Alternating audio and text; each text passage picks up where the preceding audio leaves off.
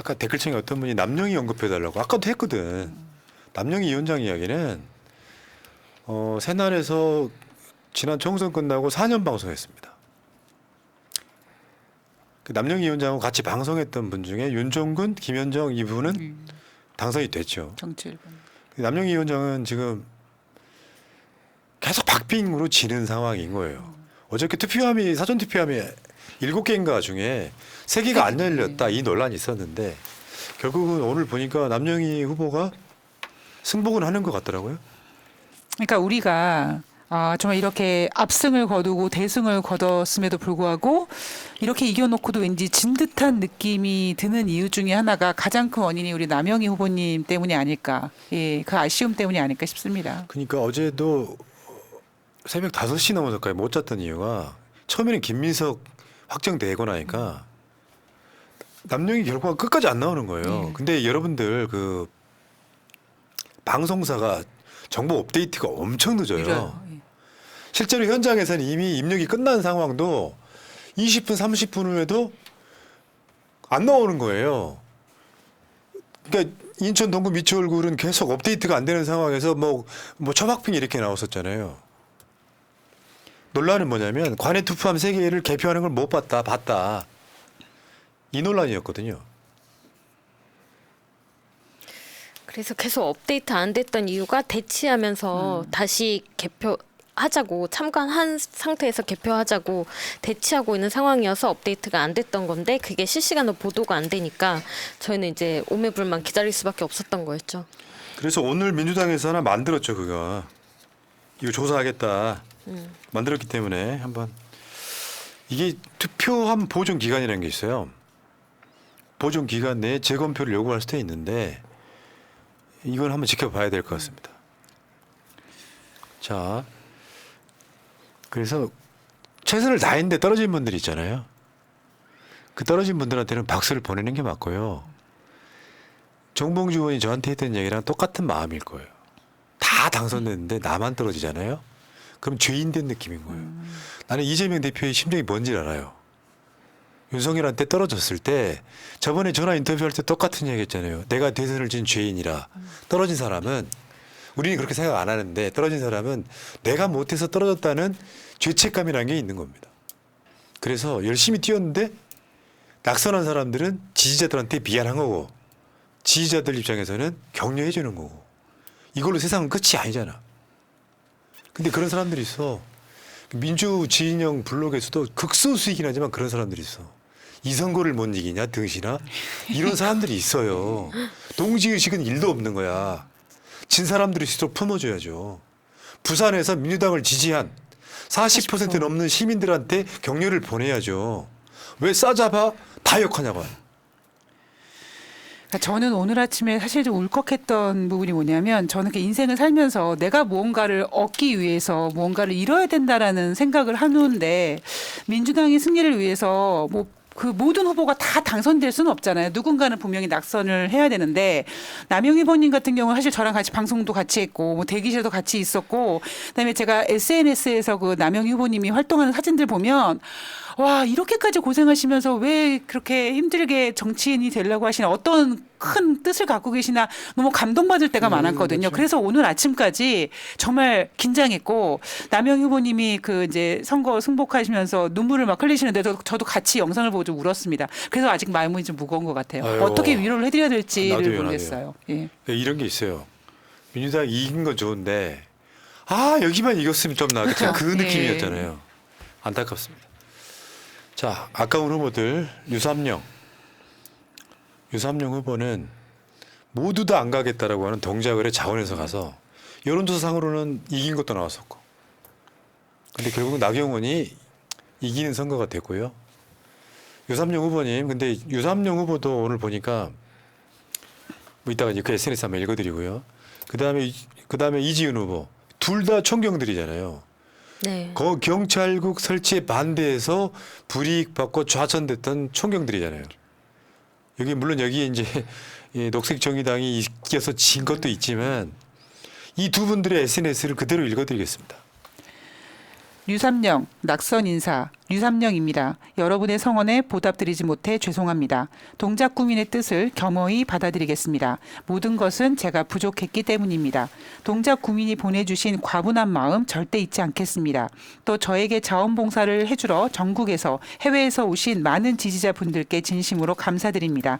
여러분의 순수하고 감동적인 봉사는 저의 가슴 깊숙이 간직하고 살면서 두고두고 갚아 나가겠습니다. 길이 끝나는 곳에서 새로운 길이 시작된다 하였습니다. 다시 힘을 내서 앞으로 나가겠습니다. 동작에서 여러분과 함께하겠습니다. 감사합니다. 국회의원 후보 류삼령. 전 저게 감동이더라고요. 총선이 있잖아요. 4년밖에 안 남았습니다. 총선 4년밖에 안 남았다고. 계속 하겠다는 거잖아요, 지금. 그렇죠. 그렇죠. 예. 4년이면 유삼령 후보 젊어요. 걱정하지 마십시오. 아, 그럼요. 힘내야 돼. 내가 정봉주 의원한테 했던 최고의 위로 말이 그거라고 하더만 본인이. 형님은 국회의원 안 되는 팔자야. 그게 제일 마음 편하다는 거지. 자, 두 분 SNS에서 우리가 더 위로받잖아요. 마음이 굉장히 아플 텐데 저렇게 먼저 의연해지잖아요. 굉장히 오래 갈 겁니다. 정봉주 의원 지금 잠수했어요. 굉장히 많은 사람들, 어떤 사람은 거의 다 당첨되듯이 국회에 들어가잖아요. 본인은 국회에 또 못 들어갔잖아요. 동작을은 그 전에 이수진 의원이 그냥 그 좀 난리를 못해서. 치면서 또 못해서. 조직 관리 제대로 못하면서 그렇게 사람들 마음이 떠난 곳을 그래도 이만큼이나 단기간에 좀 잡아놓은 면이 있고요. 앞으로 조금 더 동작을에서 이제 계속 활동을 하신다면 동작을은 확실한 승리로 가져오실 거라고 예. 네, 확신합니다. 그리고 아까웠던 거, 또 새날 패널이었던 서은숙 최고. 여기도 열심히 뛰었지만 보수가 뭉치는 데는 장사가 없었습니다. 지금. 윤석열 탄핵당할까봐. 샤이보수. 그렇죠. 예. 그래도 47%.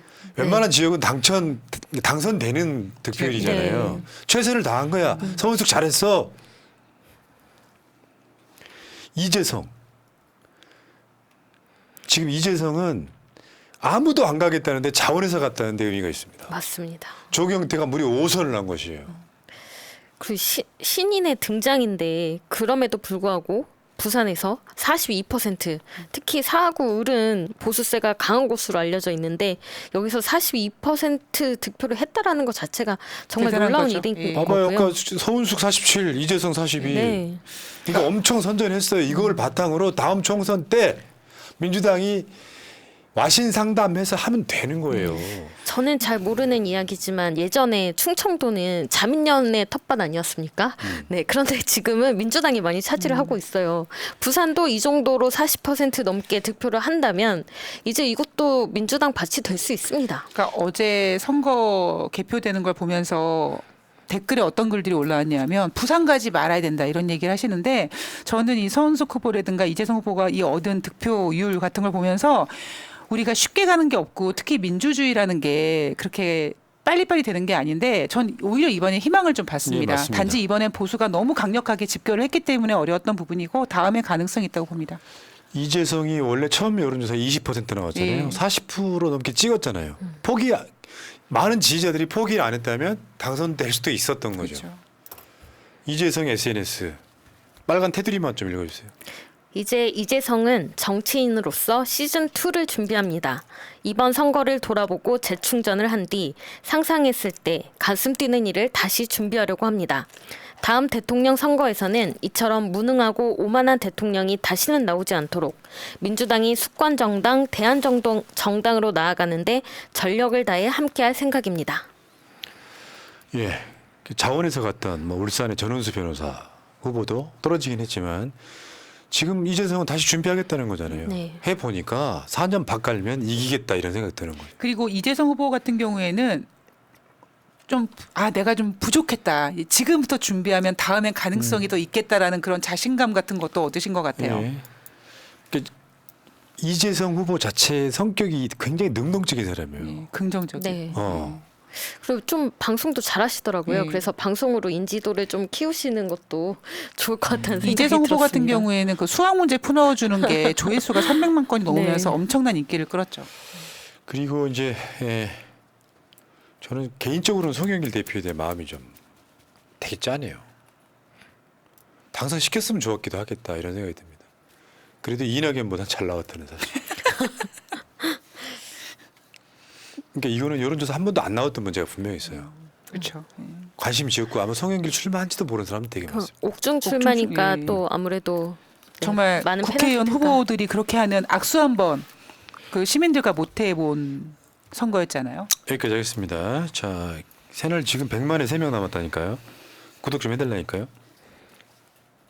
어제도 얘기했지만 내가 새날 구독했을 때 100만이 아니었는데 이 말 할 수 있습니다. 지금 하셔야. 그렇죠. 100만 나는 되면은 100만 문 전에 닫으신대요.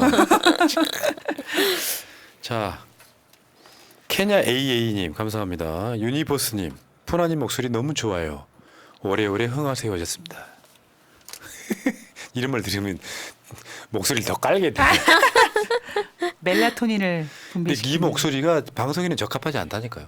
잠을 부르는 예. 멜라토닌 남자. 방송이 약간 꽂히는 목소리가 있어야 돼. 그래 일부러 내가 하이톤 만든다고. 지루한 목소리예요. 자, 악마님, 진짜 대한민국에서 진보로 살기 지옥같이 힘드네. 선거 얼마나 남았지? 1년인가? 바꿔려 가자. 그래, 대통령부터 먼저 바꾸고 이 과정을 거칠 거예요. 기다려 보세요.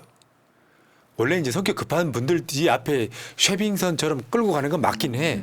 맞긴 한데 역사가 쉽게 갑니까? 제가 좋아하는 얘기가 있습니다. 간절할수록 천천히 하라. 네. 예. 쉽지 않다니까. 그러니까 어느 구성원이나 목소리 센 사람이 있고 뒤에 따라가는 사람이 있고 대세 따라가는 사람이 있고 그렇단 말이에요. 앞에 끌고 가는 사람이 쉐빙선인 거예요. 자, 체스 잘했다 민주당님. 민주당 잘하셨고 고생들 많으셨습니다. 봐, 긍정의 에너지로 지금 우리 이겨내고 있잖아. 200석 못했다고 화내는 거 나 처음이야 진짜. 배부른 소리야, 배부른 소리. 자, 여기까지 감사합니다.